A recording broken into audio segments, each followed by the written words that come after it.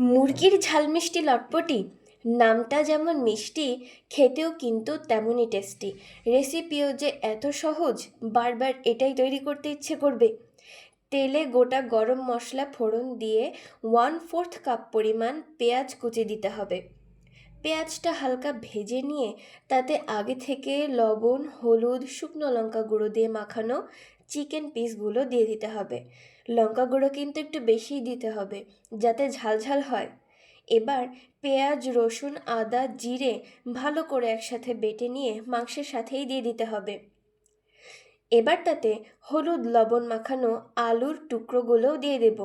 আলুগুলো যাতে মাংসর সাথে মিশে সেদ্ধ হয়ে যায় সেরকমভাবেই কেটে দিতে হবে। এবার চিকেন আর আলুর টুকরোগুলোকে হালকা নাড়তে চাড়তে হবে। ঢাকা দিয়ে রেখে দিতে হবে 5 থেকে 6 মিনিটের জন্য। ঢাকনা খুলে একটু নাড়াচাড়া করে দেব, যাতে কড়াইতে ধরে না যায়। তারপর এর মধ্যে 2 টেবিল চামচ পরিমাণ মিষ্টি দই ভালো করে ফেটিয়ে ক্রিমি করে ঝোলের মধ্যে দিয়ে দিতে হবে। আর অপেক্ষা না করে ভালো মতো নাড়িয়ে মিশিয়ে নিতে হবে। মাংসটা কষে তেল ওঠা পর্যন্ত ঢেকে দেব আরও একবার। ঢাকা খুলে আরও কিছুক্ষণ নেড়ে ঝোল শুকিয়ে ফেলতে হবে। এবার এর মধ্যে মাংসের উচ্চতার সমপরিমাণ জল অ্যাড করতে হবে।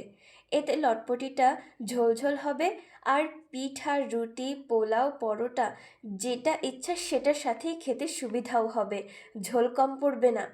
ঝোলে যাতে লবণের স্বাদ ঠিকঠাক থাকে তার জন্য জল দিয়ে তাতে আরও একটু লবণ অ্যাড করে দিতে ভুলবেন না যেন।